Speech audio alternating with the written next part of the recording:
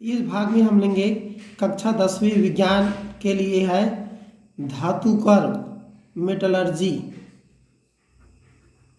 तो धातु कर्म किसे कहते हैं इसको हम परिभाषित करते हैं पहले, तब आता है अयस्क से धातु प्राप्त करने की प्रक्रिया धातु कर्म या मेटलर्जी कहलाती है। सिंपल सी बात है, अयस्क से हम अगर धातु प्राप्त करने के लिए जिन जिन प्रक्रम से गुजरना पड़ता है, ले जाना पड़ता है, तब उसको हम क्या कहते हैं, धातु कर्म कहते हैं। और इसके 3 चरण होते हैं। पहला आता है अयस्क का सांद्रण, दूसरा आता है धातु का निष्कर्षण, और तीसरा जो आता है वह है धातु का शुद्धिकरण। तो इस तरह से 3 स्टेप है, पद है, और इन तीनों पदों का अध्ययन हम करेंगे। चलो आते हैं अब अयस्क का सांद्रण। तो अयस्क का सांद्रण कंसंट्रेशन ऑफ ओर्स। तो अयस्क के सांद्रण करने के लिए क्या करेंगे हम और इसकी आवश्यकता क्यों है, तब इसके लिए लेते हैं जो अयस्क हमें कहाँ मिलता है, खदानों से। तो खदानों से प्राप्त अयस्क में मिट्टी, रेत, पत्थर तथा अन्य अशुद्धियाँ पाई जाती है, जिसे अधात्री या गैंग कहते हैं। याद रखोगे, कभी कभी पूछा जाता है गैंग या अधात्री किसे कहते हैं। तब क्या होगा, खदानों से प्राप्त अयस्क में मिट्टी, रेत, पत्थर तथा अन्य अशुद्धियाँ पाई जाती है, जिसे अधात्री या गैंग कहते हैं। और अयस्क से अधात्री या गैंग को अलग करना व अयस्क की मात्रा को बढ़ाना अयस्क का सांद्रण कहलाता है।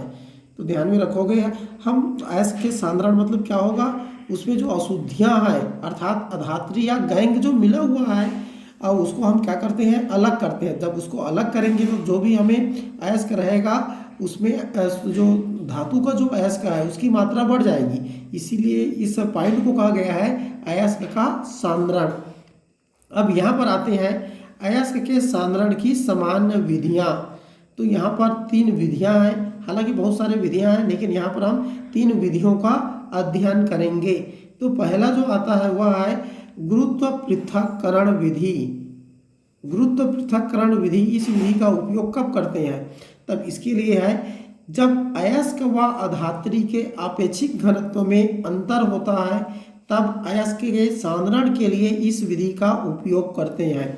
अर्थात अधात्री अर्थात जो अशुद्धि है और अयस्क है, तब इन दोनों में अगर क्या होगा, घनत्व में अंतर होगा, तब हम क्या कर सकते हैं, गुरुत्व पृथक्करण विधि का उपयोग कर सकते हैं।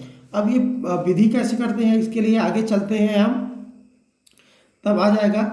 इस विधि में अयस्क को बारीक पीसकर पानी की तेज धारा में हिलाया जाता है या धोया जाता है, समझ सकते हो, जिससे अयस्क के भारी कण, यदि अयस्क के कण भारी है, उसकी डेंसिटी घनत्व ज़्यादा है, तो अयस्क के भारी कण नीचे वहीं बैठ जाएंगे और जो अशुद्धियां हैं ऊपर तैरने लगेगी, क्योंकि ये क्या है, अधात्री हल्का है, यहाँ पर मतलब उसकी घनत्व कम है, तो अशुद्धियां ऊपर तैरने लगती है, जो पानी के बहाव के साथ बहकर अलग हो जाता है।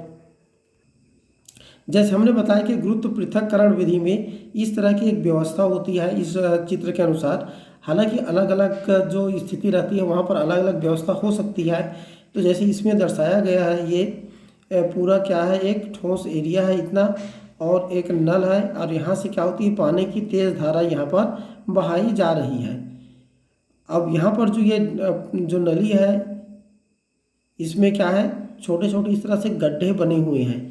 अब यहाँ पर हम क्या करते हैं, अयस्क को यहाँ से डालेंगे और इधर से तेज पानी चलता रहेगा।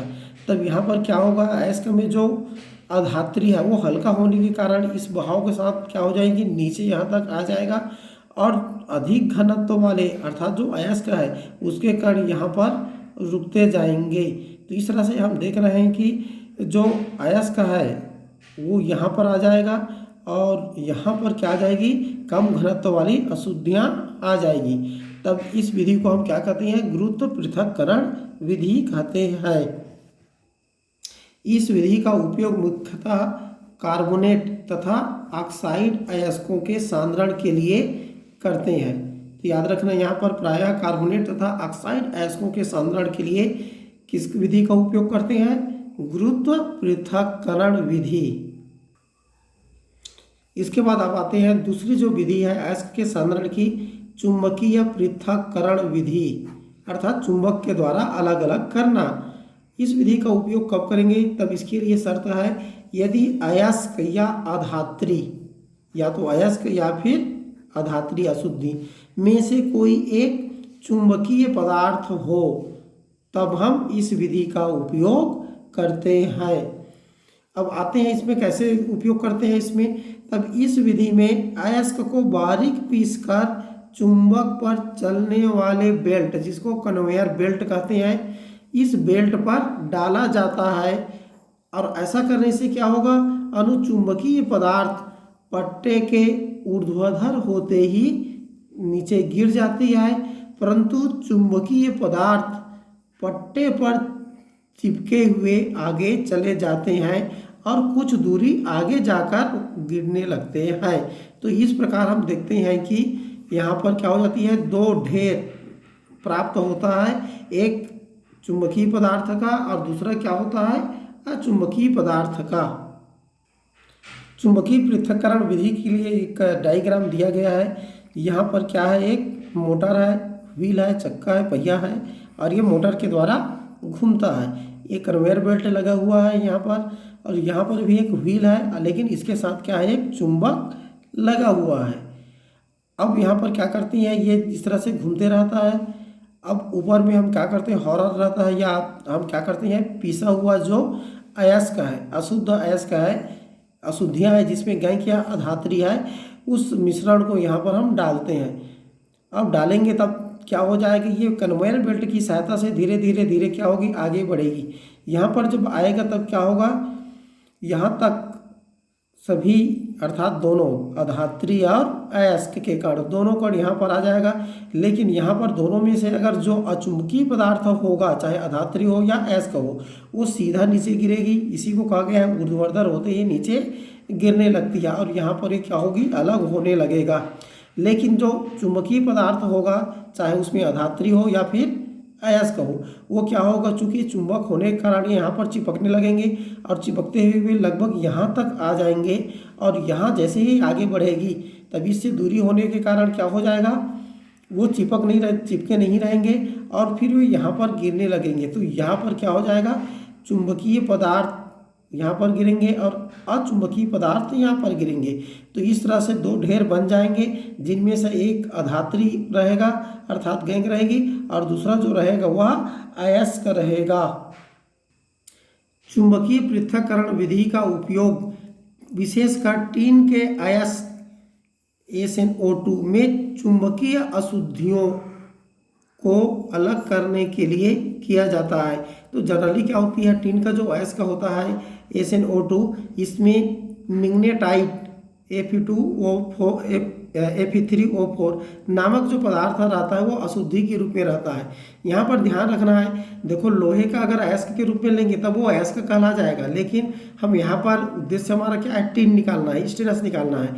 तब यहाँ पर जो लोहे के जो यौगिक है वो अधात्री में आ जाएगी। तब यहाँ पर अधात्री या गैंग क्या हो गया, चुंबकीय पदार्थ हो गया, जबकि ये अनुचुंबकीय पदार्थ हो गया। अब इसके बाद आप आते हैं तीसरा जो विधि है अयस्कों के सांद्रण करने की, यह है तीसरा विधि में हम आते हैं झाग उत्प्लावन विधि। ये झाग उत्प्लावन जो विधि है, जिसको हम क्या करते हैं, फोर्थ फ्लोटेशन प्रोसेस, और इस विधि का उपयोग मुख्यतः सल्फाइड अयस्क के सांद्रण के लिए किया जाता है। तब यहाँ पर याद रखोगे, सल्फाइड अयस्क के सांद्रण के लिए झाग उत्प्लावन विधि का उपयोग किया जाता है। अब इस विधि का उपयोग क्यों करते हैं, तो इसका रीज़न है, जो सल्फाइड अयस्क होते हैं वह क्या होती है, तेल को, खासकर तेल को अवशोषित कर लेती है और अवशोषित करने के बाद क्या होता है, अगर हम उसमें वायु का वो बुलबुला जब पहुंचता है वहाँ पर, तब वो वायु का बुलबुला वहाँ पर चिपक जाता है और चिपकने के पश्चात क्या होगा, वह नेट जो वजन है उसका वह हल्का हो जाएगा और जिसके कारण वो ऊपर तैरने लगता है। तो इस कारण हम क्या करते हैं, सल्फाइड अयस्कों के सांद्रण के लिए झाग उत्प्लावन विधि का उपयोग करते हैं। अब देखिए इसका उपयोग कैसे करते हैं, तब आगे यहाँ पर देखते हैं। इस विधि में बारीक पिसे सल्फाइड अयस्क में पाइन आयल तेल तथा जल मिलाकर उसे उच्च दाब पर वायु प्रवाहित की जाती है। कहने का अर्थ है, एक बड़ा सा टैंक लेते हैं, उस टैंक में हम क्या करते हैं, अयस्क को डाल देते हैं और उसमें पाइन आयल डालते हैं। फिर उसके बाद क्या करते हैं, बहुत सारा पानी डाल देते हैं और उसमें उच्च दाब पर वायु प्रवाहित करते हैं। अब जिसके कारण क्या होती है, झाग उत्पन्न होती है, और झाग उत्पन्न होती है तब क्या होगा, सल्फाइड अयस्क झाग के साथ ऊपर आ जाते हैं। जैसे हमने बताया कि सल्फाइड अयस्क जो होती है, तेल उस पर लगा रहता है और उस पर वायु के बुलबुले चिपक जाते हैं, जिससे हल्का होकर वो क्या होता है, ऊपर आ जाते हैं। और जबकि मिट्टी, कंकड़, पत्थर जैसे अशुद्धियाँ वहीं की वहीं नीचे बैठ जाती है।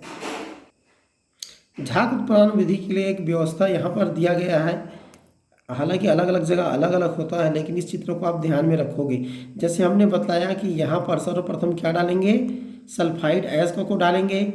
उसके बाद इसमें क्या डालना है, पाइन आयल या नीलगिरी का जो तेल होता है उसको डाल देते हैं और अच्छे से मिला लिया जाता है, जिससे जो सल्फाइड अयस्क के जो कण रहेंगे अधात्री को छोड़कर, वो क्या हो जाएंगे, उसमें चिपक जाएगा। अब इसके बाद क्या करते हैं, यहाँ पर बहुत सारा मात्रा में पानी डाल देते हैं। इस तरह से एक टैंक में पानी मिला दिया। अब क्या करते हैं, इस नली के द्वारा यहाँ पर क्या करते हैं, वायु प्रवाहित करेंगे। तो वायु प्रवाहित करेंगे तब क्या होगा, यहाँ पर बहुत सारा झाग उत्पन्न होगा। हालांकि यहाँ पर झाग उत्पन्न करने वाला पदार्थ भी कुछ मात्रा में डाल दिया जाता है, जिससे झाग ज़्यादा मात्रा में उत्पन्न होगी। तो इस तरह से बहुत सारा झाग उत्पन्न होता है। तब क्या हो जाएगा, वहाँ पर सल्फाइड अयस्क में क्या होती है, वायु के बुलबुले चिपकने लगेंगे और ये सल्फाइड जो अयस्क है ऊपर आ जाएंगे और झाग के साथ ही क्या हो जाती है, ऊपर आ जाती है और ये आगे बाहर नीचे एकत्र होने लगती है। और बीच बीच में हम क्या करते हैं, नीचे जो अशुद्धियाँ जमती है उसको हम बाहर निकाल लेते हैं। तब इस तरह से इस टैंक के द्वारा हम अयस्क और अधात्री दोनों को आसानी से अलग कर सकते हैं। अब आते हैं हम जो धातु कर्म की जो अगला जो प्रक्रिया है, दूसरा स्टेप, धातु का निष्कर्षण, एक्सट्रेंशन ऑफ मेटल, अर्थात हम धातु का अलग कैसे करें। तो अभी तक हमने क्या किया है, अयस्क को सांद्रित किया है, अर्थात उसमें से अधात्रिया गैंग को अलग किया है, लेकिन फिर भी वो यौगिक का यौगिक रहेगा, धातु नहीं प्राप्त हुआ बल्कि अयस्क मिला। तब इसके निष्कर्षण के लिए यहाँ पर क्या होती है, धातु के निष्कर्षण की जो विधि धातु की सक्रियता तथा अयस्क की प्रकृति पर निर्भर करती है। तो यहाँ पर निष्कर्षण करने के लिए बहुत सारे विधियाँ हैं और इन विधियों को हम धातु की अलग अलग धातु की जो सक्रियता है और वो अलग अलग अयस्क की प्रकृति है। जैसे हमने आपको पहले बताया है कि अलग अलग प्रकार का अयस्क होता है, जैसे कार्बोनेट होता है, सल्फेट अयस्क होता है, ऑक्साइड अयस्क होता है। तो अयस्क की प्रकृति और साथ में अलग अलग धातु जैसे चांदी का अयस्क है या सोडियम का अयस्क है, तो इनकी जो क्रियाशीलता अलग अलग होती है, उसके अनुसार क्या होती है, हम धातु निष्कर्षण को अलग अलग पदों में ले जाते हैं।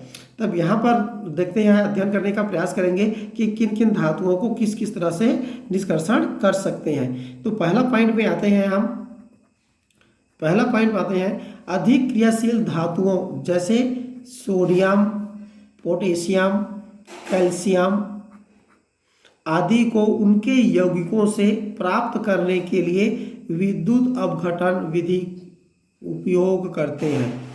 क्योंकि ये अधिक क्रियाशील है, अतः इसका अपचयन करना, सामान्य विधि से अपचयन करना बहुत कठिन होता है।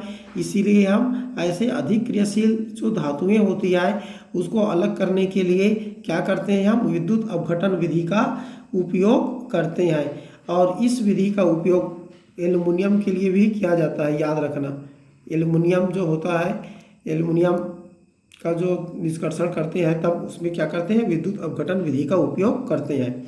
दूसरा यहाँ पर आते हैं, दूसरा में अगर देखते हैं तब मध्यम और निम्न क्रियाशील, अधिकतर जो धातुएं होती हैं वो मध्यम और निम्न क्रियाशील होते हैं, तब धातुओं को उनके ऑक्साइड, सल्फाइड या कार्बोनेट अयस्कों से रासायनिक अपचयन विधि द्वारा प्राप्त करते हैं। तो क्या करेंगे, रासायनिक अभिक्रिया कराएंगे और रासायनिक अभिक्रिया कराकर क्या करते हैं, उसको अपचयित कराते हैं। अपचयन कराना मतलब धातु में अलग करना।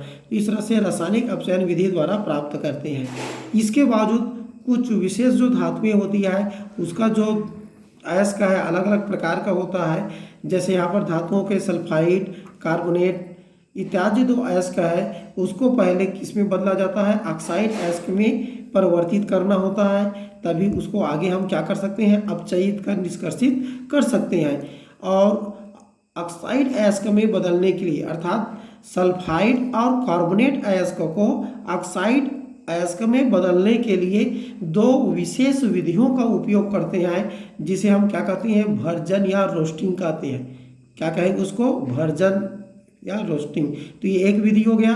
दूसरा विधि जो होता है निस्तापन, कैल्सिनेशन के नाम से जाना जाता है। तो यहाँ पर ध्यान रखोगे, सांद्रित अयस्क अगर सल्फाइड या कार्बोनेट के रूप में है तब या तो उसको भर्जन करते हैं या फिर निस्तापित करते हैं। अब देखते हैं ये भर्जन और निस्तापन क्या है, तब इसका अध्ययन करते हैं भर्जन या निस्तापन के लिए। तब यहाँ पर भर्जन या रोस्टिंग की बात करते हैं यहाँ पर, तब विशेष करिए क्या होती है, सल्फाइड अयस्क के लिए किया जाता है। तो सांद्रित सल्फाइड अयस्क को जब वायु या ऑक्सीजन की उपस्थिति में उसके गलनांक से कम तापमान तक गर्म किया जाता है तब यह प्रक्रिया भर्जन कहलाती है। अर्थात कहने का अर्थ है सल्फाइड अयस्क को वायु या फिर ऑक्सीजन की उपस्थिति में उसके गलनांक मतलब न पिघलना नहीं चाहिए, तो गलनांक से कम तापमान तक गर्म करते हैं, तब यह प्रक्रिया क्या कहलाती है, भर्जन कहलाती है। और इस प्रक्रिया में क्या होती है, इस क्रिया में अशुद्धियाँ वाष्पित हो जाती है और अयस्क क्या हो जाता है, सरंध्र हो जाता है, जिससे उसका अपचयन सरलता से होती है।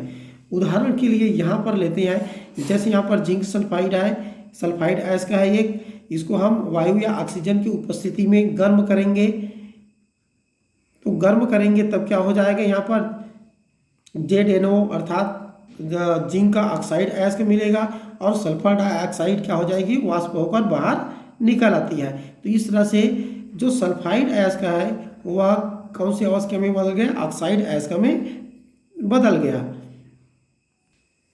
दूसरा प्रक्रिया है निस्तापन, कैल्सिनेशन। तो निस्तापन क्या है, तो नाम से स्पष्ट है, यहाँ पर उसको तो गर्म करेंगे लेकिन वायु की अनुपस्थिति में। तो सांद्रित अयस्क को जब वायु की अनुपस्थिति, ध्यान में रखोगे, वायु की अनुपस्थिति में उसके गलनांक से कम ताप तक गर्म किया जाता है, तो इस प्रक्रिया को निस्तापन कहते हैं। निस्तापन विधि का उपयोग सामान्यतः कार्बोनेट अयस्क के लिए प्रयुक्त की जाती है। जैसे यहाँ पर हम लेते हैं जिंक कार्बोनेट, ये क्या है, जिंक है एक, ये क्या है, कार्बोनेट अयस्क है। तब इसको हम क्या करेंगे, अगर वायु की उपस्थिति में करेंगे तब ये कार्बन डाइऑक्साइड के रूप में अलग होने में परेशानी होती है, अच्छे से अलग नहीं होती। इसीलिए इसको क्या करते हैं, वायु की अनुपस्थिति में गर्म करते हैं। वायु की अनुपस्थिति में गर्म करेंगे तब क्या होगा, ये ऑक्साइड में बदलेगा, जिंक ऑक्साइड और कार्बन डाइऑक्साइड अलग हो जाती है। तब इस तरह से देखते हैं, इस विधि में जिंक कार्बोनेट को गर्म करने पर यह विघटित होकर कार्बन डाइऑक्साइड गैस मुक्त करती है तथा जिंक ऑक्साइड प्राप्त होता है। तो इस तरह से हम या तो भर्जन करते हैं या निस्तापन करते हैं। अब आगे लेते हैं, भर्जन या निस्तापन के बाद धातु क्या करेंगे, अयस्क का धातुओं में अपचयन किया जाता है और जब अपचयन करेंगे तभी क्या होगी, हमें धातु प्राप्त होगी। तब आगे अब लेते हैं यहाँ पर अयस्क का धातुओं में अपचयन। हेडिंग क्या बन जाएगा, अयस्क का धातुओं में अपचयन। अयस्क का धातुओं में अपचयन। तो यहाँ पर अपचयन करने की यहाँ पर दो विधियाँ हम बतलाएंगे। हालांकि विस्तृत में जाएंगे तो बहुत सारे विधियाँ हैं, लेकिन यहाँ पर हम दो विधियों का अध्ययन करेंगे। पहला जो विधि है प्रगलन विधि होता है, जिसमें यहाँ पर प्रगलन में भी बहुत सारा विधियाँ हैं, जिनमें से हम विशेष रूप से लेंगे कार्बन अपचयन विधि को लेंगे। और दूसरा जो अपचयन करने की जो विधि है वह है क्या है, रासायनिक अपचयन विधि है। तब हम लेते हैं प्रगलन, स्मेल्टिंग। तो प्रगलन क्या है, तो प्रगलन कहने का नाम से ही लगभग आप लोगों को जानकारी हो जाएगी, गलाना, प्रगलन। तब हम धातु ऑक्साइड को अपचायक तथा गालक, यहाँ पर ध्यान में रखना, अपचायक लेते हैं और साथ में गालक के साथ मिलाकर गर्म किया जाता है, तब धातु द्रव अवस्था में प्राप्त होती है और इस प्रक्रिया को प्रगलन कहते हैं। अब यहाँ पर हमने दो वस्तुओं का उपयोग किया है, अपचायक तथा गालक। तो यहाँ पर याद रखना है, गालक क्या करती है, सरलता से न पिघलने वाले अशुद्धियों को हटाने में सहायता करता है, और जो अपचायक होता है वो क्या करती है, धातु का जो अयस्क होता है, ऑक्साइड अयस्क, उससे ऑक्सीजन को अलग करता है, जिससे धातु अलग होती है। तब यहाँ पर लेते हैं उदाहरण के लिए, एक उदाहरण लेकर हम अपचायक और गालक को समझने का प्रयास करेंगे। तब यहाँ पर आएगा कार्बन अपचयन विधि। कार्बन अपचयन विधि कहने का अर्थ है हम अपचायक के रूप में क्या चीज़ ले रहे हैं, कार्बन का उपयोग कर रहे हैं। तब इस विधि में क्या करते हैं, भर्जित या निस्तापित, जैसे ऊपर में हम बतला चुके हैं, या तो भर्जन से प्राप्त होता है या निस्तापन से। तो भर्जित या निस्तापित अयस्क को कोक या कार्बन, कोक कार्बन का ही रूप है, तो कोक या कार्बन के साथ वाट्य भट्ठी में उच्च ताप लगभग 700 अंश सेंटीग्रेड से 1800 अंश सेंटीग्रेड तक गर्म किया जाता है, जिससे धातु अपचयित होकर पिघली अवस्था में प्राप्त होती है। तब यहाँ पर आगे यहाँ पर चलते हैं, तब देखेंगे कि ये जैसे जिंक ऑक्साइड मिला था, ये कार्बन से अभिक्रिया करके क्या होगा, गर्म करेंगे तब जिंक में अपचयित हो जाएगी, अर्थात जिंक ऑक्साइड जिंक में अपचयित हो जाएगा और क्या बनेगा, कार्बन मोनोऑक्साइड बनता है। तो इस तरह से अयस्क से धातु को जो अलग होने की प्रक्रिया है उसको हम क्या कहते हैं, अपचयन कहते हैं, और इससे क्या हो जाती है, धातु निष्कर्षित हो जाती है। तब एक प्रगलन के द्वारा हम प्राप्त कर सकते हैं। और दूसरा जो आता है रासायनिक अपचयन विधि। रासायनिक अपचयन विधि, केमिकल रिडक्शन मेथड। तब इस विधि में हम कम सक्रियता वाले धातु के लवण का विलयन में अधिक सक्रिय धातु डालकर क्या करते हैं, धातु प्राप्त करते हैं। थोड़ा सा इसको यहाँ से समझने का प्रयास करोगे। इसमें हम क्या करते हैं, कम सक्रियता वाले धातु के लवण, अर्थात कम सक्रियता वाला धातु रहेगा, मान लो जिंक ही, यहाँ पर कॉपर को लेते हैं, तो कॉपर को लेंगे तो कॉपर का जो लवण रहेगा उस विलयन में हम अधिक सक्रिय वाले धातु जैसे जिंक उसको हम डालेंगे, तब क्या होगा, जिंक कॉपर को अर्थात तांबे को विस्थापित कर देगी, अर्थात क्या हो जाएगा, कॉपर जो सल्फेट होगा उसका एक लवण है कॉपर सल्फेट, वह कॉपर में अपचयित हो जाएगी। तब इस तरह से हमें क्या मिल जाएगा, कॉपर अलग प्राप्त हो जाएगा। हालांकि इस विधि का उपयोग हम महंगे धातुओं के लिए करते हैं, सस्ते धातुओं के लिए उपयोग नहीं करेंगे, क्योंकि अधिक सक्रियता वाले धातु को नष्ट करना पड़ता है, उसको ऑक्साइड में बदलना पड़ता है। तब आगे लेते हैं यहाँ पर उदाहरण में, तो कॉपर सल्फेट के विलयन में लोहा या जिंक चूर्ण डालने पर कॉपर विस्थापित हो जाती है। जैसे यहाँ पर देखते हैं CuSO4 का जो विलयन लेंगे, इसमें लोहे का चूर्ण डालेंगे, तब क्या हो जाएगा, फेरस सल्फेट बनेगा और कॉपर इस तरह से अपचयित हो जाएगी, अलग प्राप्त हो जाएगा। इसी तरह से कॉपर सल्फेट में अगर जिंक डालेंगे तब जिंक सल्फेट बनेगा और कॉपर अलग हो जाएगा। तो इस तरह से हम रासायनिक अपचयन विधि के द्वारा भी धातु को प्राप्त कर सकते हैं। लेकिन इस बात को याद रखना, इस विधि का उपयोग महंगे धातुओं को निष्कासित करने के लिए करते हैं। इस प्रकार हम क्या करते हैं, धातुओं का निष्कर्षण कर लेते हैं। धातु प्राप्त तो हो जाती है, लेकिन हमने जो अभी प्रक्रिया जो बतलाया उसमें धातुओं के निष्कर्षण से प्राप्त धातुओं में क्या होती है, अशुद्धियाँ रहती हैं, बहुत सारे अशुद्धियाँ रहेगी। अतः इस प्रकार के धातुओं को शुद्ध करने की आवश्यकता होती है, और शुद्ध करने के लिए हमें क्या करना पड़ता है, धातुओं का शोधन। तो धातुओं के शोधन के बारे में हम अगले वीडियो में अध्ययन करेंगे। तब तक के लिए गुड बाय।